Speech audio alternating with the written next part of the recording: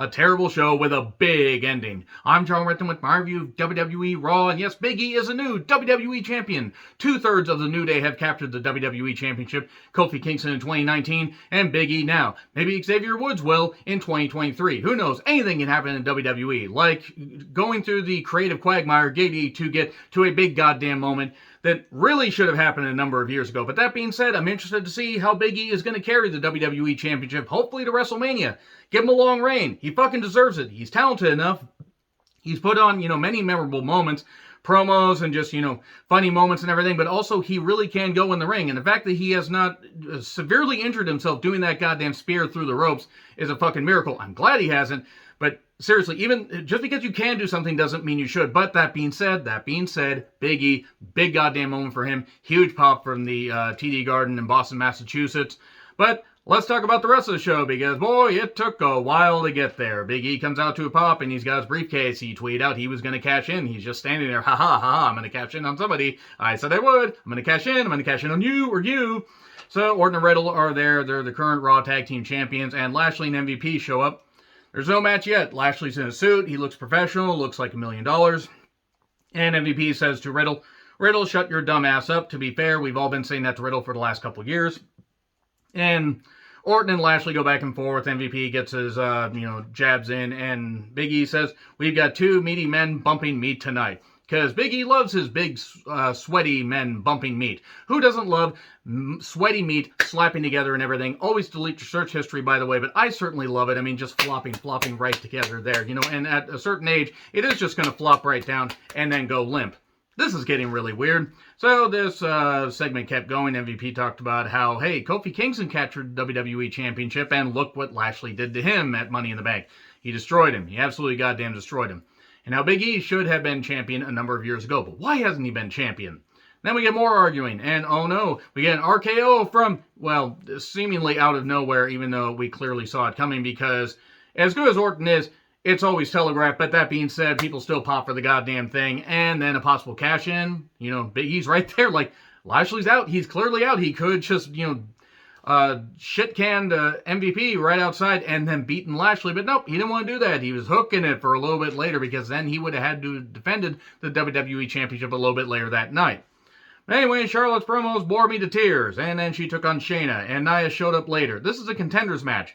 WWE apparently in a creative meeting, just somebody was either watching New Japan or they said, hey, how about we just have contenders matches, and Vince loves that. And now we have to have a contenders match every single goddamn show, such as, like the law that has been written into McMahon's code. Like, it's such good shit, pal, contenders matches. Yeah, let's do that. Hooray! I'm Vince McMahon, damn it. So anyway, I gotta stop doing the Vince impression. Remember when Shayna could have married on the main roster? Yeah, it's been a while. And I love Shayna, and Shayna can wrestle well, but I don't care. I don't care whenever Charlotte is on camera. She's really good in the ring, but it's like, and I'm mainly just referring to the goddamn character. I'm fucking sick of seeing her. I've been sick of seeing her since WrestleMania 34, when that terrible idea to have her end Asuka's streak basically just, made her character, like, completely unwatchable and unlistenable and I can't endure seeing her character. I just don't want her to exist on a WWE program. And I mean as a character, because even though she's a great performer, I'm sick of her. I'm fucking sick of her. And she hits a moonsault outside. Hooray! Nia shows up. And this went through 2 breaks, by the way. This is proof that they had nothing really going on for the show until the end. Because the draft is apparently happening next month, which, okay, hooray, yeah. We're just going to rearrange the furniture because Vince and Co. are still in charge. And as long as Vince McGagne is in charge of the goddamn company, even with Nick Khan making all these cuts and everything, it's not going to fucking matter. I also think they're going to be sold before their next set of TV deals come up. And then we'll see what happens. Maybe they'll put stuff on the cock. Maybe NBC Universal will buy it. And then it'll be a big stimulated cock of Raw, SmackDown, and NXT. NX cock, if you will. Enough cock talk. Let's get back to this match. So yeah, Charlotte wins and life goes on dull as before. Because Nia distracted Shayna. Because we just can't avoid having distraction finishes. They featured the women a lot tonight. Unfortunately, they didn't really feature them in anything good. And, oh, here's Alexa. Oh, great. She's got a present. She's also got Lily that she sets up at the corner and gets her a big spotlight. And she is thankfully not blinking in that stupid computer. I know there were people to pop for this, and that's fine if you pop for this. This is some of the worst goddamn television I've seen, as far as wrestling television in a couple of years, especially on, as far as WWE goes. Because if I'm just going to compare how this, or how this lines up with some of the other stuff they've done, this is right up there with the old days, right up there with some of the other stuff. Alexa could be fine in horror movies. Go be in horror movies. Go be in the next Conjuring Universe movie. Don't fucking think that this is any good for wrestling. It's not. Yeah, it's marketing, and they sell a whole lot of dolls. Big fucking deal. I can find 5 people that could design dolls like that they would probably sell for $10 instead of 40 goddamn bucks.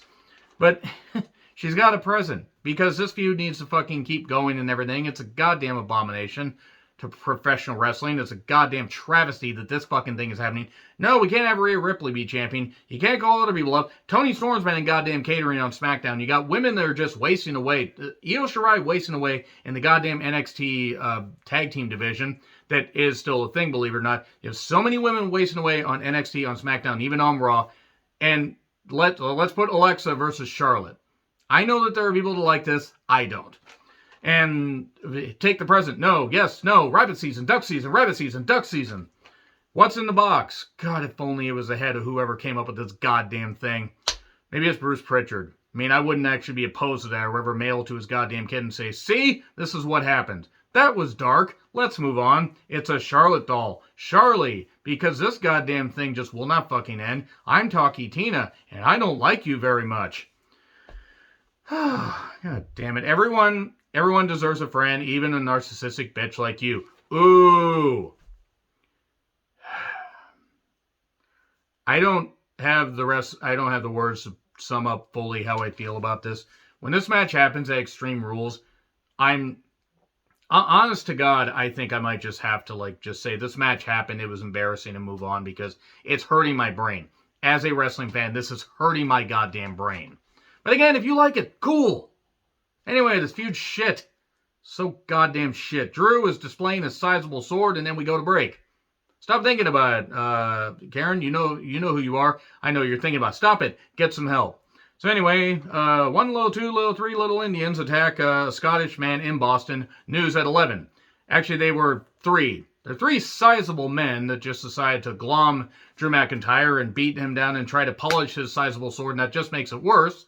And then the Drew Raiders, because it's Drew McIntyre and the Viking Raiders, take on Jinder and Co. And I think Drew's entrance and the beatdown took longer than this match.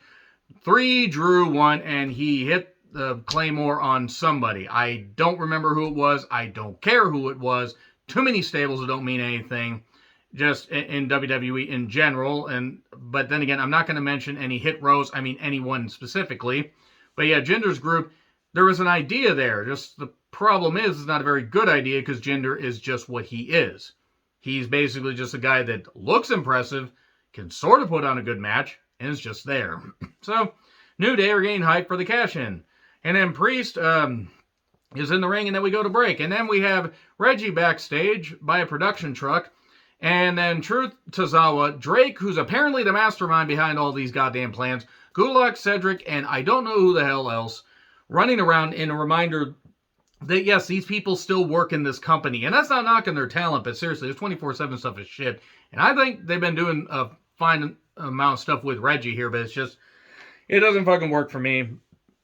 And Drake's like, well, the problem was the execution. And Tozawa and Truth argue like children, and I wanted this entire segment to basically be destroyed, to be missiled into the goddamn prehistoric age.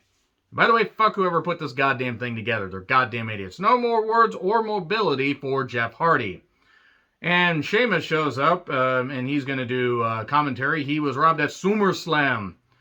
Everybody that is not from America is probably going to be horribly offended by how I make fun of accents, but I make fun of myself. So let's go. Priest versus Jeff Hardy for the U.S. Championship. Jeff can't go anymore. He just can't fucking go anymore. I don't know when his contract is up, but he cannot fucking... Him and Matt just can't fucking wrestle. Bless them for getting money and finding companies stupid enough to pay them stupid amounts of money based on their name value alone. And I'm not saying that Jeff doesn't look cool and everything, but once the bell rings, he can't fucking do anything. He couldn't even take the goddamn reckoning properly. He couldn't even take a finisher.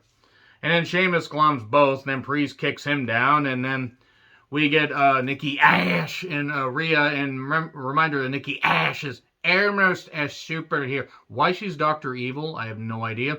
Rhea says she's a freak. Never mind. Sonya was suddenly separating them and Natty and Tamina. And Sonya, it was nice that she was prominently displaying her pink on camera. Moving on.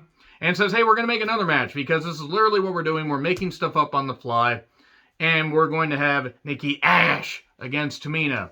And first, Biggie is talking to Orton while Riddle was just standing there looking confused. Riddle was talking to Orton while he was wearing headphones because Riddle doesn't understand how electronics work. He definitely doesn't understand how the word no works either. Anyway, Tamina Snuka with Nikki Ash and their respective people in the corner, Natty and Rhea.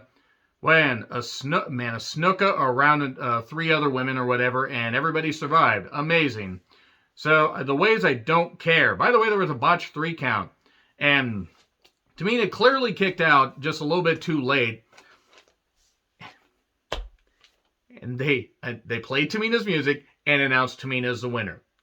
This is a company that got a couple $2 billion from Fox in 2019 through, 2023? Actually, 2023, 2024. So, actually might be 2024 that their contract's up.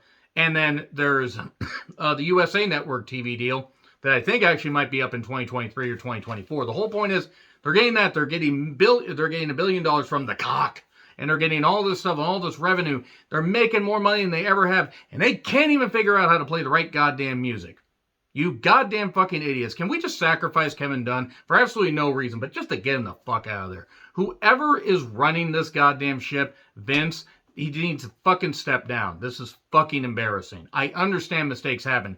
AEW's made mistakes. New Japan's made loads of mistakes. Saka shit Okada, including Chase Owens in the goddamn G1. But fucking hell, the NWA's made plenty of mistakes. Companies make mistakes. WWE has the best production staff in the goddamn world and the most money. God damn it. Also, Nikki Ash still matters more than Tamina. I'm going to keep saying it like that because why the hell not? I could say it like Groovy Ash, but I don't want to. So anyway, they get a friggin', glom, and then we get a break. We get Rhea versus Nanny, which really sounds like a great idea. It really does, because you have 2 very talented wrestlers. Natty is very good. It's been there forever, and I'm not knocking. She's done great for the company. And Rhea is a star. Still want her, rather need her to step on me, but moving on. I heard them say snatch suplex at one point, for I'm a mature individual. And they did some stuff. We get the standing cloverleaf. And then Nikki shows back up. Nikki got taken to the back or whatever because Tamina glommed her because Tamina, in addition to always being injured, decides to injure people. She's trying to get up on the same level that Nia Jax is on. And then Natty tries to get her feet on the ropes to win, but no, Nikki Ash pushes them off.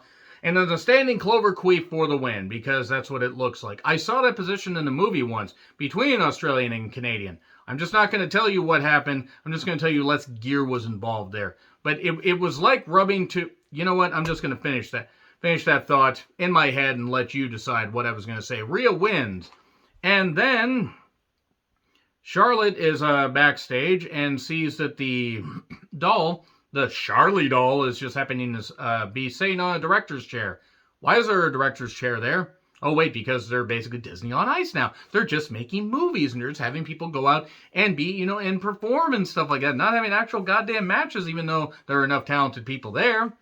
She throws the doll in the trash. This is like this thing belongs in the trash and everything.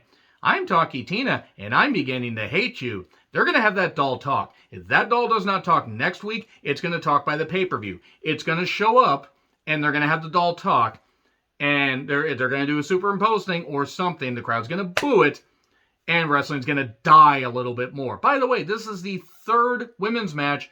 And that's the 2nd distraction type finish, that's the 3rd distraction type finish that they've done. Good fucking shit. Really good fucking shit there. Anyway, then we get Ali, Mansoor, and the New Day, Kofi and Xavier against Dijak and Dio. Those are their names. Not Mason T-Bar. Those are stupid names. It was me, Dio. And Styles and Omos. And man, it was a match that certainly existed. It took a while. This is all based on what Dijak and Dio did in the... Tag Team Turmoil match when they went nuts and everything, and they didn't have such stupid names and didn't look like Demolition mixed with the Ascension 2.0, maybe 0.5, even though they're talented enough. Maybe I would care.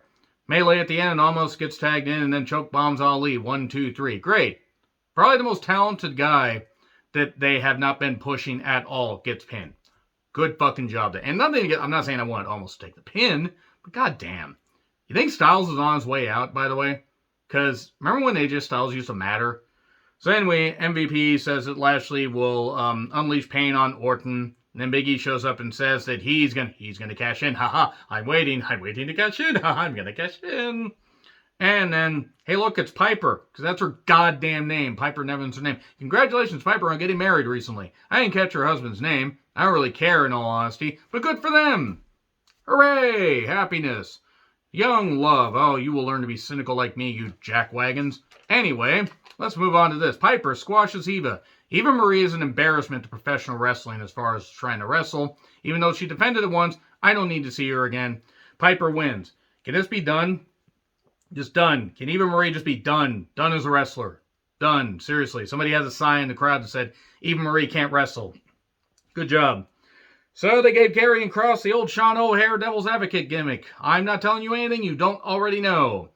The difference is Sean O'Haire now would be better, and I'm not even knocking Sean O'Haire, but he has not been on this earth, unfortunately, for a number of years, and has more charisma than Karrion Kross. They have given Karrion Kross like 5 different gimmicks since coming up to the main roster. He was Karrion Kross, the NXT champion. He lost to Jeff Hardy, and then they started giving him other gear. Then they made him Lord Humongous, if you will, and now they've given him... they've given him the Devil's Advocate thing, and they had a smoke machine back there that apparently Scarlett was just operating, but it was being operated by a hamster with asthma, so it couldn't really, turn the wheel and everything. Wheels in the sky, they keep on turning. It just wasn't any good. Maybe, and I know that what's old is new again, but Sean O'Haire had enough charisma to pull it off, but also the gimmick wasn't really going to work, and... it ended up floundering, and I'm pretty certain that this gimmick will be done by, if not Extreme Rules, by whatever the next pay-per-view is in October. So, next week is Shayna and Nia. The ways I could not care because Nia's probably going to win, because we can't have nice things, and Shayna is never going to get any proper push. So, Lashley with MVP versus Orton with Riddle, WWE Championship. The crowd cheered for Orton. They were really wanting Randy to unleash his venomous viper all over Lashley's almighty. Hopefully not the golden showers, even though Orton was known for doing that. Shake, shake, shake. Shake, shake, shake. Shake this hand, ew. Shake this hand, ew. Anyway, good luck on hearing that whenever you hear that song. So, they took it seriously. Randy may have hurt his knee, spilling to the outside, and then the match was good. It was well paced. It was the best match on the show easily. But then again, they may have stole the show, but it was petty theft because there really wasn't much of anything good on this show. RKO, but towards the ropes, MVP pulls him out, and Riddle's like, hey, what are you doing? Then RKO on the floor safely because MVP probably taking that bump on the floor would have been a little bit rough, even though MVP is tough. Father Time's still undefeated. And we get a spear for 3, and even though Lashley got the victory, he decided, I'm going to lay out Riddle, and I'm going to lay out Randy, and I'm going to do this really stupid spot where I hit Randy through the announcer's table and then hurt his knee somehow. I don't know how he hurt his knee. Maybe he actually did tweak it, and maybe he was actually injured going into this, and this was a way to basically get the title off of him, because he did look rocked after almost beat him last week. So, or didn't beat him, but, attacked him and everything, that kind of stuff. So, Lashley basically, does that stuff. He's limping in the ring. Here's Big E. And we go to break. And I think it was 7:53 when we went to break. So, those commercial breaks are about 3 to 3.5 minutes long. So, we came back literally with about 3 minutes left. And Big E is like, oh, you don't want to face me? Haha, I will slap you across the face. I challenge you to a duel. And then we get a spear for 2. Oh, no.